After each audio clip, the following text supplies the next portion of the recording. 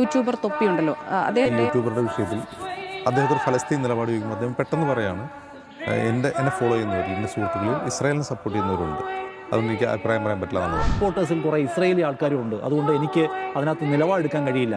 ഒരു ഘട്ടം കഴിയുമ്പോൾ ഫ്രീ പലസ്തീൻ എന്ന് പറയാൻ ചോദിക്കുന്നത് ആ ഫ്രീ പലസ്തീൻ എന്ന് പറഞ്ഞ് അത് പുച്ഛിച്ചൊഴിവാക്കാണ്.